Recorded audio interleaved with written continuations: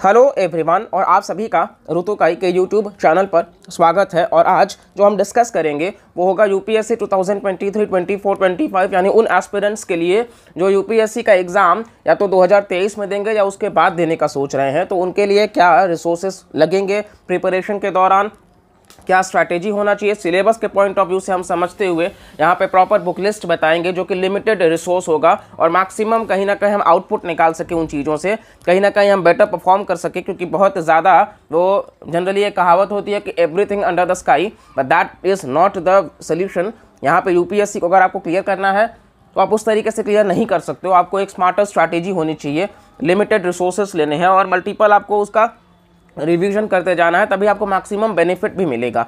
तो इस वजह से आइए आप सभी को लिए चलते हैं सीधा का सीधा डिस्कशन के लिए। हाँ, बहुत जल्द यूपीएससी 2022 को लेकर के भी हम स्ट्रैटेजी लाएंगे, क्योंकि ऑलरेडी हमने इस पर एक वीडियो बना दिया है नोटिफिकेशन को लेकर के। जिस किसी ने भी फॉर्म को फिल नहीं किया है, वैसे तो आज 22 लास्ट डेट है, शाम 6 के पहले अगर किसी ने फिल कर लिया तो अच्छी बात है। तो जल्द से जल्द उम्मीद करते हैं सभी लोगों ने फॉर्म को फिल कर लिया होगा, और जो आगे के लिए सोच रहे हैं उनके लिए ये डेडिकेटेड वीडियो हमने बनाया है। चलिए, तो यूपीएससी कैसा मतलब है कि आप समझ रहे हैं कि सिविल सर्विस 3 स्टेजेस में एग्ज़ाम कंडक्ट करवाता है। एक तो आपका प्रीलिम्स हो गया, दूसरा आपका मेंस हो गया और तीसरा आपका पर्सनालिटी टेस्ट, जिसको हम इंटरव्यू भी कह देते हैं। ठीक है, तो जो प्रीलिम्स होता है, बेसिक चीज़ें यहाँ पे सभी को पता है, लेकिन जिनको नहीं पता हम थोड़ा सा फास्ट में कवर कर लेते हैं। तो प्रीलिम्स जैसा कि आप सभी जानते हैं कि मतलब 2 पेपर आपको देखने को मिल जाएगा। जनरल स्टडीज़ का एक पेपर होगा यानी कि GS1 जिसको हम कहते हैं, और CSAT का एक पेपर होगा जिसको हम GS2 भी कह देते हैं। हालांकि GS2 जो है वो यानी कि CSAT जो है वो क्वालिफाइंग है सिर्फ, यानी कि 200 मार्क्स में से आपको सिर्फ 66 मार्क्स गेन करने हैं। ठीक है, हालांकि 0.33 का नेगेटिव मार्किंग दोनों ही पेपर में आपको देखने को मिल जाएगा। ऑल्दो 66 मार्क्स जो है वही काफ़ी लोगों के लिए इस वक्त परेशानी बन रहा है, क्योंकि लोग GS1 में अच्छा परफॉर्म कर रहे हैं तो CSAT में नहीं कर रहे हैं, और कहीं ना कहीं CSAT की वजह से कई लोगों का सिलेक्शन नहीं हो रहा है। तो लाइटली आपको नहीं लेना है, क्योंकि जिन लोगों ने लाइटली लिया है वो CSAT के लिए कहीं ना कहीं परेशानी का सबब बन रहे हैं। तो सबसे पहली बात तो यही है कि मतलब प्रीलिम्स में 2 एग्ज़ाम कंडक्ट होंगे। मेरिट जो होगा वो GS1 पे बेस्ड होगा, और वो मेरिट काउंट नहीं होगा मेंस को लेकर के और इंटरव्यू के मार्क्स को लेकर के। फिर मेंस में आपके 9 पेपर्स होते हैं, जिसमें से आपको एक ऑप्शनल लेना होता है, 2 पेपर उसका होगा, और इसके अलावा पर्सनालिटी टेस्ट वगैरह आपको देखने को मिल जाएगा। ठीक है, तो कहीं ना कहीं मतलब सबसे पहली बात तो ये कर लेते हैं कि मतलब CSAT मतलब सेकंड पेपर में 80 क्वेश्चंस होंगे और फर्स्ट पेपर में 100 क्वेश्चंस होंगे। ठीक है, और इसके अलावा दोनों में ही 2-2 घंटे का टाइम स्लॉट अवेलेबल रहता है। चलिए प्रीलिम्स के पर्सपेक्टिव से हम सिलेबस को देख लेते हैं। सबसे पहली बात तो जनरल स्टडीज़ की बात कर लेते हैं। आपको बेसिकली मतलब मोटे मोटे सब्जेक्ट्स मिल जाएंगे, जैसे कि इंडियन पॉलिटी हो गया, ज्योग्राफी हो गया, हिस्ट्री हो गया, इंडियन इकोनॉमी हो गया, साइंस एंड टेक्नोलॉजी हो गया, एनवायरनमेंट एंड इकोलॉजी हो गया, और इंटरनेशनल रिलेशंस और करंट अफेयर्स आप कह सकते हो। ठीक है, ये कुछ मोटे मोटे टॉपिक्स हैं जो जनरल स्टडीज़ के लिए फिट बैठते हैं। साथ ही साथ मतलब CSAT वगैरह के लिए भी अभी हम देख लेंगे। तो सबसे पहली बात तो यही है कि पेपर 1 यानी कि प्रीलिम्स का जो पेपर होता है, कहीं ना कहीं अगर हम उसमें बात कर ले तो current events of national and international importance, current affairs का काफ़ी मतलब मेजर रोल है। आप देख सकते हैं कि पहले तो ये साल भर का ही करंट अफेयर्स कहते थे, लेकिन अब वो करंट अफेयर्स का ट्रेंड जो है वो 2 साल तक भी जा रहा है। आप काफ़ी सारे क्वेश्चंस को उठा के देखेंगे ना। ये हम नहीं कह रहे हैं कि आप मतलब 3-3 साल तक का करंट अफेयर्स पढ़ के जाइए, ऐसा नहीं है, लेकिन कोशिश करिए कि एटलीस्ट 1-1.5 ईयर्स का आप करंट अफेयर्स कवर करके जाइए। और सबसे ज़्यादा इंपॉर्टेंट है आप न्यूज़पेपर से कवर करिए। द हिंदू, इंडियन एक्सप्रेस, कोई भी न्यूज़पेपर है, सिंगल न्यूज़पेपर को आप पिक करिए, डबल या ट्रिपल न्यूज़पेपर के चक्कर में मत लगिए। आप किसी एक को ब्लाइंडली फॉलो करिए और बस अपना बेस्ट देते रहिए। Indian Express according to me should be best, क्योंकि इंडियन एक्सप्रेस कहीं ना कहीं मतलब उनका इकोनॉमी का जो सेक्शन है वो काफ़ी कंसाइज है। साथ ही साथ उनका एक्सप्लेन्ड सीरीज़ का जो पेज आता है वो भी काफ़ी अच्छा है। तो एक तरीके से वो पार्शियल नहीं, मतलब उनका ओपिनियन सेक्शन भी होता है एडिटोरियल वाला जो, तो इम्पार्शियल होकर के करते हैं। हिंदू थोड़ा सा कहीं ना कहीं क्रिटिसाइज ज़्यादा कर देता है गवर्नमेंट का। तो आपको जब भी आप मेंस आंसर राइटिंग लिख रहे हैं, एक बैलेंस्ड आंसर होना चाहिए, स्ट्रक्चर्ड आंसर होना चाहिए। कहीं ना कहीं आप किसी के फेवर या अगेंस्ट में बहुत ज़्यादा नहीं जा सकते हो। इसके अलावा मतलब करंट अफेयर्स के लिए आप RV study zone YouTube channel है हमारा, हम डिस्क्रिप्शन में लिंक प्रोवाइड करा देंगे। हम अच्छे से अच्छे करंट अफेयर्स वहाँ पे क्वालिटी कंटेंट के साथ प्रिपेयर कर रहे हैं। हम ना सिर्फ यूपीएससी, अगर आप स्टेट PCS के लिए भी प्रिपेयर कर रहे हो, अगर आप 1 लाइनर एग्जाम के लिए भी प्रिपेयर कर रहे हो, जहाँ कहीं भी करंट अफेयर्स का रोल है, आप उन वीडियोस को उठा करके देखिएगा। हम उस वीडियो में जिस टॉपिक को डिस्कस करते हैं वहाँ से जुड़े हुए जो भी बातें हो सकती हैं, we try to cover each and everything in detail. आप डेफिनेटली प्लीज़ एक बार वीडियो को जाकर के देखिएगा और फिर हमें वहाँ पर फीडबैक बताइएगा, ठीक है। नेक्स्ट है history of India and Indian national movement. इसके बाद हम कर लेते हैं इंडिया एंड वर्ल्ड ज्योग्राफी की हम बात कर लेते हैं, जहाँ पे physical, social, economic geography of India and the world, साथ ही साथ इंडियन पॉलिटी एंड गवर्नेंस वगैरह, जहाँ पे पंचायती राज सिस्टम, ये सारी चीज़ें आपको देखने को मिल जाएंगी। फिर है इकोनॉमिक एंड सोशल डेवलपमेंट वगैरह, यहाँ पे सोशल सेक्टर इनिशिएटिव्स क्या क्या, मतलब गवर्नमेंट स्कीम्स, गवर्नमेंट के प्रोग्राम्स, पॉवर्टी वगैरह, सस्टेनेबल डेवलपमेंट वगैरह। फिर जनरल इशूज़, एनवायरनमेंट, इकोलॉजी पे, बायोडाइवर्सिटी पे, क्लाइमेट चेंज पे और जनरल साइंस। बेसिकली ये जितने भी टॉपिक्स हैं, हमारी पूरी कोशिश होगी कि हम टाइम के हिसाब से कहीं ना कहीं मतलब धीरे धीरे करके सभी चीज़ों को अपने आरवी स्टडी जोन के यूट्यूब चैनल पर उन चीज़ों को कवर करते रहे। यहाँ पर भी हम कुछ क्रिस्प कंटेंट लाते रहेंगे और साथ ही साथ आप वहाँ पर भी जुड़ सकते हैं, क्योंकि हम बेस्ट क्वालिटी के फ्री ऑफ कॉस्ट आप तक प्रोवाइड कराते रहेंगे। इवन पीडीएफ भी, हमारा टेलीग्राम चैनल है आरवी स्टडी जोन का, आप वहाँ जा करके ज्वाइन कर सकते हो, तो वहाँ पर आपको फ्री ऑफ कॉस्ट पीडीएफ भी मिल जाएगा। वीडियो जो होता है वो कंटेंट इंग्लिश में होता है, लेकिन हम एक्सप्लेन ज़्यादातर हिंदी में ही करते हैं, तो ज़्यादा प्रॉब्लम भी नहीं आएगा लोगों को। तो कहीं ना कहीं मतलब हमारी पूरी कोशिश होगी बस आप सबका साथ रहे, ज़्यादा से ज़्यादा आप सपोर्ट करिए, सब्सक्राइब करिए, लाइक करिए, और बिल्कुल हम आप मतलब तक बहुत ही बेस्ट कंटेंट लाते रहेंगे। फिर हम सीसैट की बात कर लेते हैं। तो सीसैट में कॉम्प्रीहेंशन हो गया, साथ ही साथ कम्युनिकेशन स्किल्स वगैरह, लॉजिकल रीजनिंग और एनालिटिकल एबिलिटी हो गया, इसके अलावा डिसीजन मेकिंग और प्रॉब्लम सॉल्विंग हो गया, जनरल मेंटल एबिलिटी हो गया, और फिर बेसिक न्यूमेरेसी मतलब क्वांट के सेक्शन भी हो गए, ठीक है। ये हमारा कुछ था मतलब आपका प्रीलिम्स का सिलेबस। मेंस की बात कर लेते हैं। तो मेंस में पेपर 1 जो है वो एसे का होता है।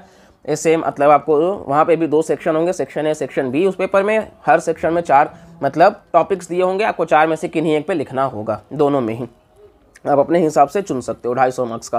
पेपर 2 जिसको हम GS 1 कहते हैं, वहाँ पे आपको इंडियन हेरिटेज और culture, history, geography of the world, society, ये सब देखने को मिल जाएगा, वो भी 250 मार्क्स का। फिर पेपर 3 जिसको हम GS 2 कहते हैं, वहाँ पे governance, constitution, polity, IR, social justice, ये सब। पेपर 4 जिसको हम GS 3, वहाँ पे technology, economic development, biodiversity, security and disaster management. Paper 5 जिसको हम GS 4 कहते हैं, वहाँ एथिक्स, इंटेग्रिटी और एप्टीट्यूड।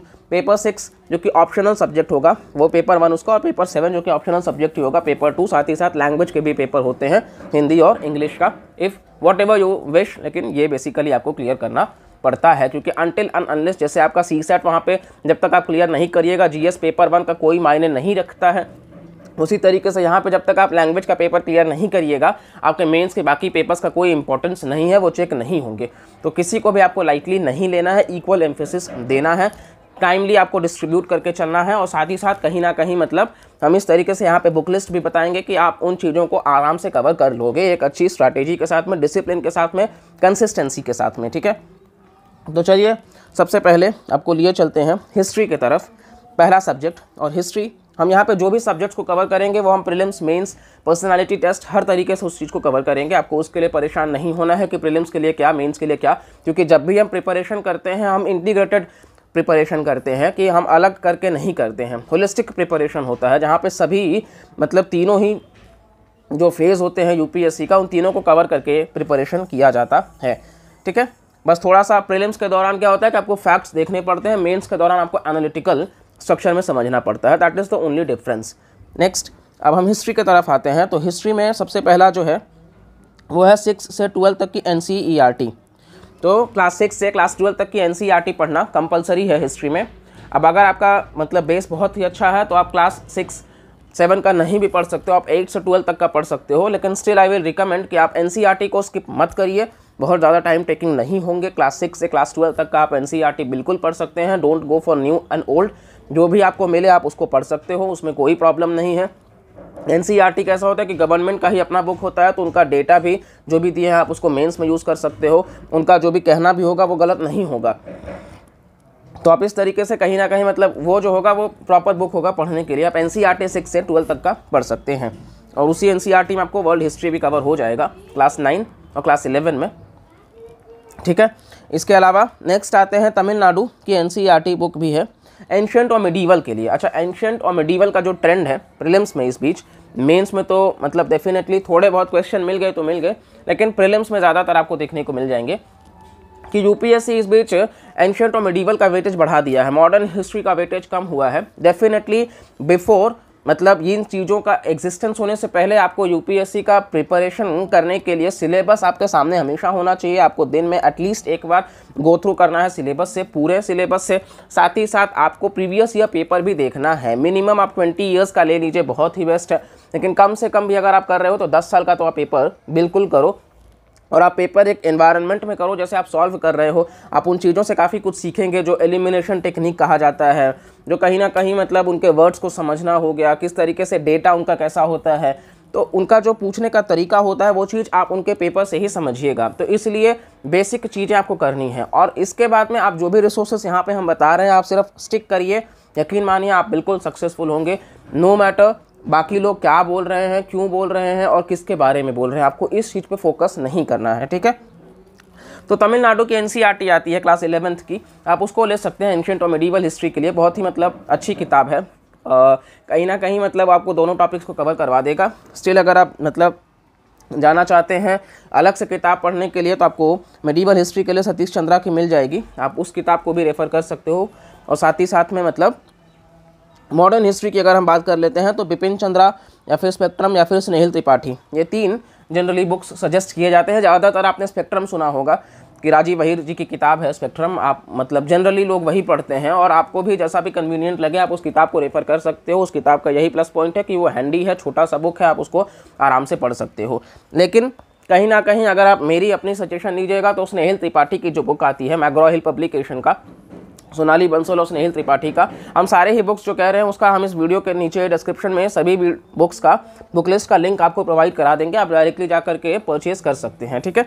तो आप स्नेहिल त्रिपाठी की बुक को बिल्कुल रेफ़र कर सकते हो क्योंकि उनकी किताब जो है वो बहुत ही अच्छे तरीके से हिस्ट्री कैसा है, देखिए हिस्ट्री हमें याद करने में या फिर बोरिंग क्यों लगता है, क्योंकि हिस्ट्री डेट्स हो जाते हैं, इवेंट्स हो जाते हैं, वो क्रोनोलॉजी में समझना मतलब मुश्किल हो जाता है। लेकिन इस किताब ने उस चीज़ को बहुत ही सरल कर दिया है, मतलब मुगल्स का डिक्लाइन से लेते हुए पोस्ट इंडिपेंडेंस इंडिया तक भी इस बुक में कवर है। तो आपको पोस्ट इंडिपेंडेंस इंडिया के लिए कोई अलग से बुक रेफ़र करने की ज़रूरत नहीं है। आप थोड़ा बहुत इंटरनेट का सहारा ले सकते हो। आपको कोई भी टॉपिक गूगल करना है, आप उस टॉपिक का नाम लिखिए। जैसे अगर आपको वेटलैंड्स पढ़ना है, आप वेटलैंड्स यूपीएससी लिखिए गूगल पे, आपको उससे रिलेटेड अच्छे आर्टिकल्स मिल जाएंगे, वीडियोस मिल जाएंगे। तो आप इस तरीके से सर्च किया करिए। स्नेहिल त्रिपाठी इसीलिए अच्छी है क्योंकि वहाँ पे पोस्ट इंडिपेंडेंस इंडिया भी कवर है।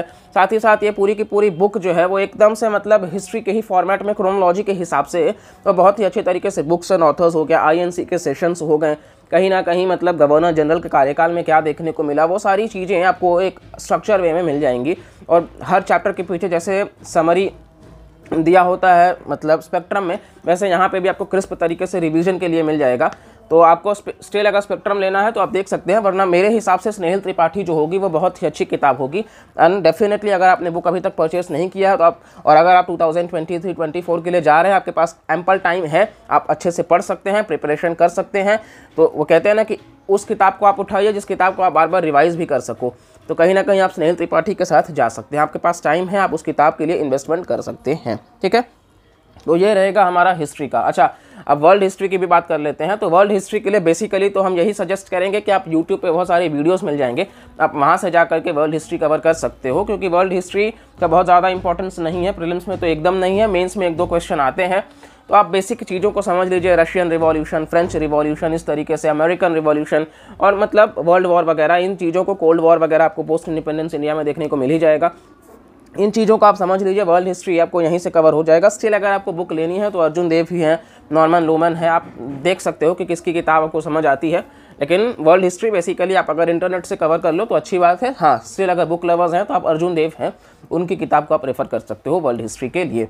तो बेसिकली हिस्ट्री के पॉइंट ऑफ व्यू से यहाँ पे जो कुछ भी हमने रेफ़र किया है आप उस तरीके से जा सकते हो। अच्छा, यहाँ पे एंशिएंट हिस्ट्री के लिए भी एक अलग किताब अगर आपको चाहिए तो आप आर.एस. शर्मा की किताब है वो आप ले सकते हो। जैसे मिडीवल के लिए हमने बता दिया सतीश चंद्रा है, वैसे एंशिएंट के लिए आर.एस. शर्मा जी की किताब है, आप उसके लिए रेफ़र कर सकते हैं। वैसे मतलब अगर आपको क्रिस्प में रिवाइज़ करना है तो तमिलनाडु के एनसीईआरटी सफिशिएंट है। स्टिल अगर आप लोग, क्योंकि मतलब आप लोगों को टाइम है अभी एग्ज़ाम देने में, तो आप इन दोनों बुक्स की तरफ रेफ़र कर सकते हैं, ठीक है। अब नेक्स्ट आते हैं पॉलिटी के तरफ। तो पॉलिटी की बात कर लेते हैं। तो पॉलिटी में कहीं ना कहीं एम लक्ष्मीकांत, हमेशा आपने सुना होगा, बाइबल है वो इंडियन पॉलिटी का, तो इस तरीके से इवन यूपीएससी के प्रिपरेशन का भी, और आप किसी भी एग्जाम स्टेट पीसीएस के लिए भी आप प्रिपेयर कर रहे हो तो पॉलिटी बहुत ही इंपॉर्टेंट रोल प्ले करता है। फंडामेंटल राइट्स हो गया, फंडामेंटल ड्यूटीज़ हो गया, directive principles of state policy हो गया, प्रियम्बल हो गया, इवन जो उसका पहला चैप्टर है कि कॉन्स्टिट्यूशनल डेवलपमेंट्स वगैरह यानी कि चार्टर एक्ट, वो सब जो डिस्कस किए गए हैं, तो वो सारी चीज़ें बहुत ही इंपॉर्टेंट हो जाते हैं। पार्लियामेंट का चैप्टर हो गया, जुडिशरी हो गया, साथ ही साथ कॉन्स्टिट्यूशनल नॉन कॉन्स्टिट्यूशनल बॉडीज़ हो गए, तो ये सारे के सारे बहुत ही इंपॉर्टेंट हो जाते हैं। एग्जीक्यूटिव का जो पार्ट हो गया, तो इन चीज़ों के लिए आपको लक्ष्मीकांत इकलौता बुक है जो कि बहुत ही बेसिक चीज़ें मतलब आपको क्लियर कर देगा आराम से। सिर्फ आपको मल्टीपल रिवीजन करना है, क्योंकि ये ध्यान रखिएगा कि एक बुक का आपको 10 रिवीजन करना है, ना कि 10 बुक को एक बार पढ़ना है, तो ये ध्यान रखिएगा। तो एम लक्ष्मीकांत के लिए आप बेसिकली जा सकते हो। हाँ, इस बीच थोड़ा सा ट्रेंड जो है वो बदल रहा है, तो आप 11th और 12th का एनसीईआरटी जो है वो रेफ़र कर सकते हैं, क्योंकि आप मतलब कहीं ना कहीं आपको उससे बेस मिल जाएगा, क्योंकि कुछ क्वेश्चन आजकल वहाँ से भी हर साल ही आपको देखने को मिल जाएगा कि हर साल ही 1 से 2 क्वेश्चन आपको वहाँ से मिल रहा है। तो आप 6 से 10 यहाँ एनसीईआरटी पढ़ने की ज़रूरत नहीं है, लिमिटेड रिसोर्स को अपने रखेंगे। यहाँ सिर्फ आपको 11th 12th का एनसीईआरटी आप गो थ्रू कर सकते हो, और साथ ही साथ में आप एम लक्ष्मीकांत जो है उससे आप कवर कर सकते हो। अच्छा, हम एक डिटेल्ड वीडियो अलग से बनाएंगे कि एनसीईआरटी से नोट्स किस तरीके से बनाना है। फिलहाल के लिए तो हम यहाँ पे सिर्फ बुक लिस्ट तक ही सीमित रखेंगे अपने आप को। और यहीं कहीं ना कहीं अगर आप आईआर की बात कर लेते हो तो इंटरनेशनल रिलेशंस के लिए सबसे important again newspaper plays the vital role. आप इंडियन एक्सप्रेस को उठा रहे हो, आप द हिंदू को उठा रहे हो, आप किसी को भी उठा रहे हो, तो आप इस तरीके से मतलब कवर कर सकते हो। साथ ही साथ अगर आप मतलब हिंदी मीडियम वाले हैं तो वो दैनिक भास्कर करके मतलब अखबार आता है, आप उनको रेफ़र कर सकते हो। साथ ही साथ अगर आपको आईआर के लिए कोई किताब चाहिए तो हम पर्सनली कोई किताब के लिए नहीं कहेंगे आपसे, आप सिर्फ आर्टिकल्स को बहुत अच्छे से पढ़िए, आप बैलेंस तरीके से मतलब उन चीज़ों को करिए। अगेन जैसा कि हमने कहा, आपको डाउट होता है आप गूगल करिए उन टॉपिक्स को, आप वहाँ से कवर करिए। मिनिस्ट्री ऑफ एक्सटर्नल अफेयर्स का वेबसाइट है, आप वहाँ से भी पढ़ सकते हैं। तो इस तरीके से मतलब ORG वगैरह है, आपको वहाँ से भी देखने को मिल जाएगा, सॉरी ORF वगैरह, तो ORF वेबसाइट है, वहाँ से भी आपको कवर हो जाएगा। इस तरीके से आपका आईआर बहुत ही बेसिकली कवर हो जाएगा। स्टिल आपको किताब रेफ़र करने वाले बहुत से लोग मिल जाएंगे, पैक्स इंडिका है, शशि थरूर का, आप वो देख सकते हैं।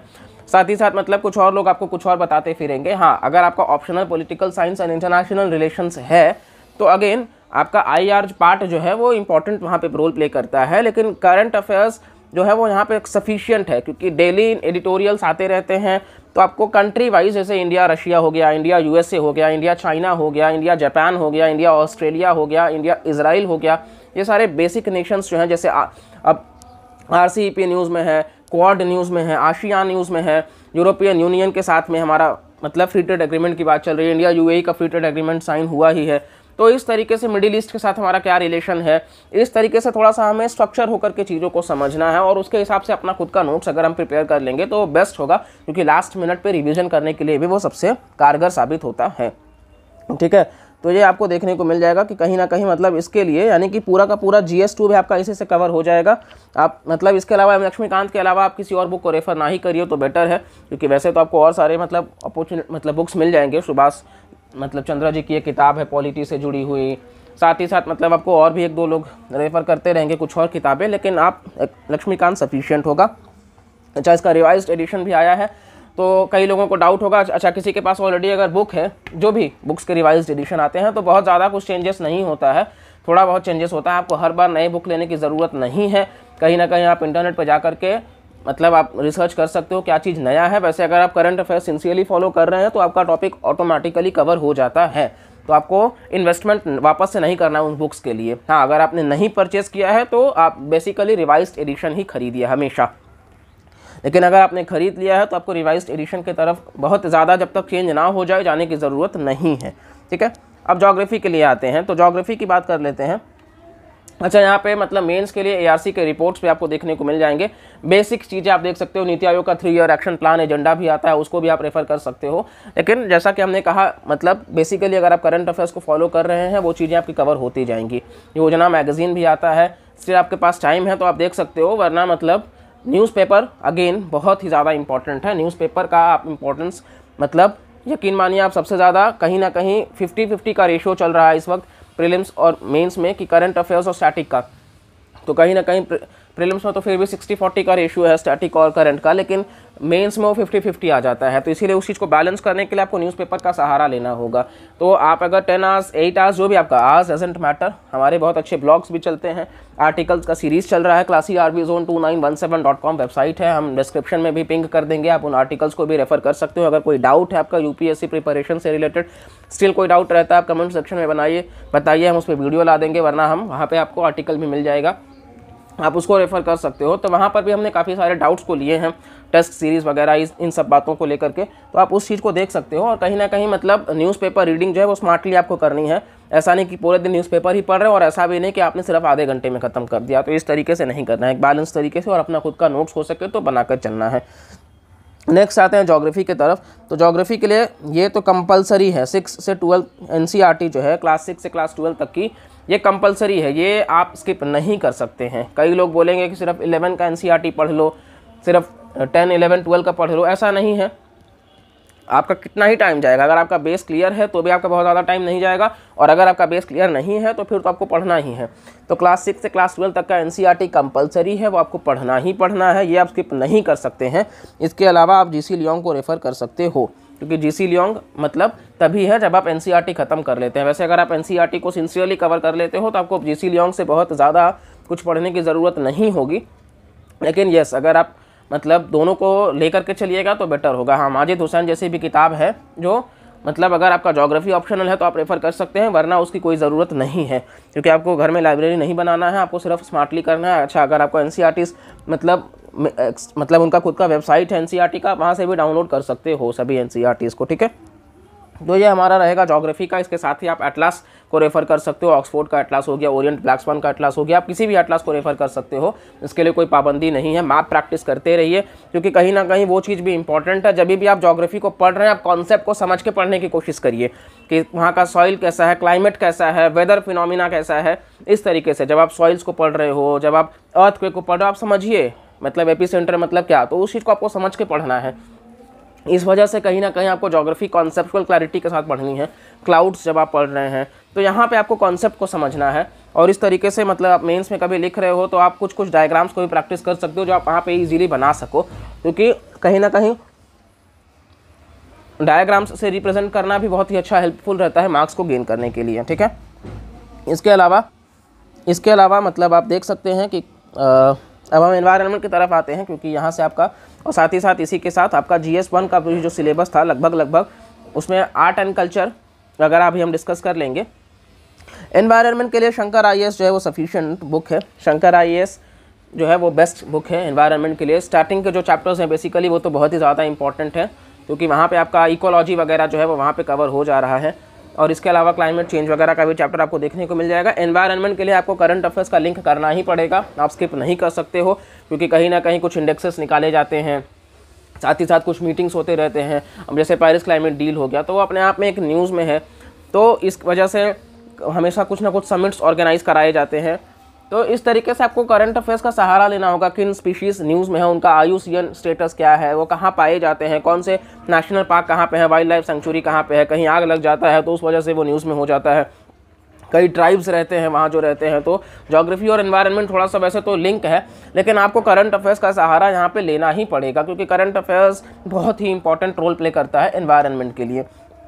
इसके अलावा आप मतलब कोई मैगजीन आपको रेफर करनी है करंट अफेयर्स की तो आप अपने हिसाब से कर सकते हैं। यहाँ पे हम किसी को प्रमोट करने के लिए नहीं आए हैं, तो हम सिर्फ आपको यही कह रहे हैं, डोंट रिलाई कि आप PT 365 जैसे मटेरियल्स लास्ट मोमेंट पे उठाइएगा। नहीं, आपके पास टाइम है, आप उसको स्मार्टली प्रिपेयर करिए और आप आराम से उन चीज़ों को लेकर के जाइए, अपना खुद का नोट्स बनाइए। और आप मतलब यकीन मानिए प्रीलिम्स हो, मेंस हो, इंटरव्यू हो, आपको ठीक पहले जब वक्त नहीं होता आपका अपना ही नोट्स काम आएगा उस वक्त। नेक्स्ट इकोनॉमिक्स पे आते हैं। तो इकोनॉमी के लिए कहीं ना कहीं NCERT क्लास 9 से क्लास 12 तक की मतलब बेसिकली कहा जाता है। वैसे तो 11-12 के NCERT सफिशिएंट है, 9-10 का पढ़ने का आपको ज़रूरत नहीं है अगर आप NCERT पढ़ रहे हो, क्योंकि उसमें मैक्रो इकोनॉमिक्स जो है वो इंपॉर्टेंट है, वो आपको पढ़ना है, तो आप वहाँ से रेफ़र कर सकते हो। इसके बाद तो बहुत सारे बुक्स हैं, अगर आपको बुक्स पढ़ने हैं तो रमेश सिंह है, संजीव वर्मा, रमेश सिंह तो बल की बुक है, आप संजीव वर्मा की बुक रेफ़र कर सकते हो। लेकिन अगेन यहाँ पे भी बहुत ज़्यादा इंपॉर्टेंस बुक्स का नहीं आता, क्योंकि आपको कॉन्सेप्ट समझना है। और करंट अफेयर्स यहाँ पे अगेन इंपॉर्टेंट है, जैसे कि मैंने बताया अभी आपसे कि इंडियन एक्सप्रेस का जो न्यूज़पेपर है वहाँ पे आप मतलब इकोनॉमी का सेक्शन बहुत ही आराम से गो थ्रू करिए। जो भी टॉपिक न्यूज़ में आता है, जैसे ओपन मार्केट ऑपरेशंस। अब आपको नहीं आता है, आप गूगल करिए, उनसे जुड़े आपको वीडियोस मिल जाएंगे। इन्वेस्टोपीडिया वगैरह जैसे आर्टिकल्स जो हैं वो बहुत अच्छा देते हैं, आप वहाँ से उस चीज़ को पढ़ सकते हो। साथ ही साथ मतलब कहीं ना कहीं जो भी टर्म्स आपको लगता है नया है, आपको नहीं समझ आता है, आप उस चीज़ को देख सकते, तो आप वहाँ से इस चीज़ को रेफ़र कर सकते हो, क्योंकि कहीं ना कहीं मतलब वो इंपॉर्टेंट है। आपको यहाँ पे बहुत ज़्यादा बुक्स की ज़रूरत नहीं है, श्री राम IAS का नोट्स हो जाता है, बहुत सारी बातें हैं, ढूंढने के लिए आपको बहुत कुछ मिल जाएगा। लेकिन आई विल सजेस्ट जैसे इकोनॉमिक सर्वे और बजट जो पेश किया जाता है हर बार, अभी इस बार का भी हमने डिटेल वीडियो बना दिया RV स्टडी जोन के यूट्यूब चैनल पर, आप जा कर के देख सकते हैं। साथ ही साथ कहीं ना कहीं मतलब न्यूज़पेपर जो है वो इम्पॉर्टेंट रहता है, और गवर्नमेंट के स्कीम्स हैं वो भी इम्पॉर्टेंट रहते हैं। तो इस तरीके से आप देख सकते हो कि मतलब गवर्नमेंट स्कीम्स वगैरह को भी आपको समझना है और उस तरीके से ही कवर करना है, क्योंकि यहाँ पे स्कीम्स भी इंपॉर्टेंट हो जाता है। तो इस तरीके से आपको यहाँ पे कॉन्सेप्ट समझना है, अगर इंटरेस्ट रेट कम होता है तो उसका किस तरीके से इम्पैक्ट होगा, इन्फ्लेशन का क्या इम्पैक्ट होगा, तो अगेन यहाँ पे आपको इस तरीके से समझना है, बॉन्ड यील्ड, रिटर्न्स वगैरह इस तरीके से, ठीक है आपको। इसके अलावा नेक्स्ट हम आपको लिए चलते हैं सीधा का सीधा अब न्यूज़पेपर वगैरह, जैसा कि हमने बताया तो हिंदू सफिशिएंट होगा या फिर इंडियन एक्सप्रेस कोई एक। वैसे तो बेसिकली हमने इंडियन एक्सप्रेस को ज़्यादा फोकस किया है, क्योंकि आप इस बीच का पेपर पैटर्न देखिएगा तो इंडियन एक्सप्रेस लगभग हर टॉपिक को वो कवर करता है। और यूट्यूब और करंट अफेयर्स के लिए आप वीडियोस का सहारा ले सकते हैं, आप किसी भी चैनल आपको कंफर्टेबल लगे आप देख सकते हो। वैसे तो हमने सिर्फ रेफरेंस के लिए अपना बताया, और आर्टिकल वगैरह भी आप रेफ़र कर सकते हैं। साथ ही साथ में यहाँ पे जो बुक लिस्ट मिस आउट थे, जैसे कि एथिक्स के लिए आप लेक्सिकॉन को रेफ़र कर सकते हो। अगेन एथिक्स के लिए आप समझिए, अगर वो एप्टीट्यूड का है तो एप्टीट्यूड का मतलब क्या है, बहुत शॉर्ट में आप अपने तरीके से उसको लिखिए और कुछ एग्जांपल्स डालिए, क्योंकि केस स्टडीज़ बहुत इंपॉर्टेंट है। एटीट्यूड क्या है उसका मतलब आप जानने की कोशिश करिए। इमोशनल इंटेलिजेंस क्या है, इस तरीके से आपको समझना होगा। एक ड्यूटी, एक क्वालिटी क्या होना चाहिए सिविल सर्वेंट में, और केस स्टडी बहुत इंपॉर्टेंट है एथिक्स में, क्योंकि प्रीवियस ये पेपर आप देखिएगा आपको समझ आएगा कि केस स्टडीज़ का रोल बहुत ज़्यादा है। तो इसलिए आपको अच्छे एग्जाम्पल सभी भी न्यूज़पेपर में मिले, आपको उन चीज़ों को कोट करना है कि किस तरीके से, मतलब हम जैसे केरल में एक एग्जाम्पल था कि मतलब कोई कम्युनिटी थी, अभी एग्जैक्टली नाम नहीं ध्यान आ रहा है, तो वो लोग कहीं ना कहीं मतलब बाल कटाने के लिए नाई के पास हो जाता है, और उस कम्युनिटी को कहीं ना कहीं छूत अछूत लोग मानने लग जाते हैं, वो जो बार्बर होता है। और सभी जो भी लोग होते हैं फिर केरल उस डिस्ट्रिक्ट के पर्टिकुलर, वो सभी उस नाई के अगेंस्ट में हो जाते हैं, और वो कहीं ना कहीं फिर माफ़ी मांगना पड़ता है और एक यूनिटी की बात करता है। इन शॉर्ट कहीं ना कहीं आप ऐसे केस स्टडीज़ को शो कर सकते हो कि कहीं ना कहीं इस तरीके से समाज में ही बदलाव आएगा। इंटरनल सिक्योरिटी के लिए बुक है अशोक कुमार, जो कि एक IPS ऑफिसर है, वो भी मैग्रो हिल पब्लिकेशन ही है। बहुत ही अच्छी किताब है इंटरनल सिक्योरिटी के लिए। बाकी तो आपको इंटरनल सिक्योरिटी के लिए करंट अफेयर्स को लिंक करके पढ़ना होगा, क्योंकि एक्सट्रीमिज्म क्या है, लेफ्ट विंग एक्सट्रीमिज्म वगैरह आपको समझना होगा, नक्सलिज्म आपको समझना होगा। कहीं ना कहीं मतलब भारत में इंटरनल सिक्योरिटी के चैलेंजेस क्या हैं, जैसे ड्रग्स वगैरह का, कहीं ना कहीं ये सारी बातें आपको समझनी पड़ेंगी। इसके अलावा आप वर्ल्ड हिस्ट्री के लिए अर्जुन देव हमने बता ही दिया। आर्ट एंड कल्चर के लिए नितिन सिंघानिया की बुक है, नितिन सिंघानिया सर की आप बुक रेफर कर सकते हैं। आर्ट एंड कल्चर के लिए बहुत ही अमेजिंग बुक है वो, आपको सब कुछ कवर हो जाएगा वहाँ पे, आप बहुत ही आराम से उसको कवर कर सकते हैं। इकोनॉमी के लिए हमने आपको बता ही दिया, 11th और 12th के NCERT आप रेफर कर सकते हैं। इसके अलावा कुछ टॉपिक्स आप कहिएगा कि जैसे सोसाइटी का टॉपिक्स होगा GS 1 में, तो सोसाइटी के लिए अगेन आपको कोई बुक रेफर करने की ज़रूरत नहीं है, न्यूज़पेपर सफिशिएंट है। वैसे हम उस पर अलग से लेक्चर सीरीज़ लाएंगे, जो कि हमारा खुद का हैंड रिटन नोट्स होगा, और आप उस नोट्स को फॉलो कर सकते हो। उसका हम PDF भी प्रोवाइड करा देंगे, या फिर हम नोट्स प्रोवाइड करा देंगे, आप वहाँ से जा करके पढ़ सकते हो, रिवाइज़ कर सकते हो। साथ ही साथ कहीं ना कहीं मतलब GS 2 के पॉइंट ऑफ व्यू से सब कुछ हो ही गया है। GS 3 के पॉइंट ऑफ व्यू से अगर हम देख ले तो यहाँ पे भी आपका सब कुछ कवर हो गया। डिजास्टर मैनेजमेंट वगैरह के लिए आप NCERT आता है, आप रेफ़र कर सकते हैं। शायद क्लास 11th की NCERT है, तो डिजास्टर मैनेजमेंट के लिए आप वहाँ से पढ़ सकते हैं, वरना कहीं ना कहीं वो भी करंट अफेयर्स से ही कवर होता रहेगा। गवर्नेंस के लिए मतलब ये सारे जो मेजर मेंस से रिलेटेड जो भी टॉपिक्स हैं, हम इन पर वीडियो लाते रहेंगे टाइम एंड अगेन उन चैनल्स पर, जो कि मतलब आपको वहाँ पे वो चीज़ें कवर होती रहेंगी, इवन इंटरनल सिक्योरिटी वगैरह जो हैं। साथ ही साथ जो भी चीज़ें यहाँ पे हैं, अगर ऑप्शनल में भी कोई डाउट रहता है तो बेसिकली कहीं ना कहीं बहुत ज़्यादा तो नहीं, लेकिन यस आप उस चीज़ को हमारे साथ शेयर कर सकते हैं। और ऑप्शनल रिलेटेड आप देख सकते हो, बाकी जिसका जिसका जो भी ऑप्शनल है उसके रिलेटेड वो स्ट्रैटेजी देख सकते हैं। वैसे political science and international relations अगर किसी का है तो शुभ्रा रंजन मैम के नोट्स जो है वो सफिशिएंट हो जाते हैं। और साथ ही साथ आप करंट अफेयर्स को रेफर कर सकते हो, लक्ष्मीकांत पॉलिटी बुक सफिशिएंट है। तो इन चीज़ से आप देख सकते हैं कि बुक लिस्ट जो है वो यहाँ से कवर हो जाता है। इसके अलावा आपको देखने को मिल जाएगा कि कहीं ना कहीं मतलब सबसे ज़्यादा ज़रूरी जो है वो प्रैक्टिस की ज़रूरत है। ऐसे वगैरह हमने देख लिया, ऐसे का इंपॉर्टेंस हो जाता है। इसके अलावा कहीं ना कहीं मतलब लैंग्वेज का पेपर्स भी आप प्रैक्टिस कर सकते हो। और यही चीज़ों का है कि मतलब आपको अभी से मेंस राइटिंग एटलीस्ट आप चालू कर दीजिए। कई लोग बोलेंगे आपको कि सिलेबस खत्म हो जाए तब करिएगा, ऐसा नहीं है। आपको एक आंसर ही आप लिखिए, लेकिन लिखते रहिए, प्रैक्टिस करते रहिए क्वेश्चन। अभी से आप कहीं ना कहीं गवर्नमेंट स्कीम्स वगैरह बहुत ही इंपॉर्टेंट हो जाते हैं, इंडेक्सेस इंपॉर्टेंट हो जाते हैं, तो करंट अफेयर्स इसीलिए बहुत ही इंपॉर्टेंट रोल प्ले करता है। एंड वी एश्योर यू कि आप अगर हमारे आरवी स्टडी जोन के यूट्यूब चैनल पर जुड़े हुए हैं, आप ऋतु का ही यूट्यूब चैनल पर जुड़े हुए हैं, तो आपको कुछ भी इंपॉर्टेंट मिस आउट नहीं होगा। एंड वी एश्योर यू कि आपका सक्सेस ही बिल्कुल मिलेगा, बहुत जल्द से जल्द आपको हम सक्सेस दिलाएंगे और आप तक जो भी हम एफर्ट ला सकते हैं वो हम बिल्कुल पहुंचाएंगे। और इसी के साथ ही इस वीडियो को हम यहीं पे एंड करते हैं और मिलते हैं फिर हम एक अगले डाउट सीरीज़ में, जहां पे हम और भी सारे मिथ एंड बस्ट को क्लियर करते नजर आएंगे। Thank you.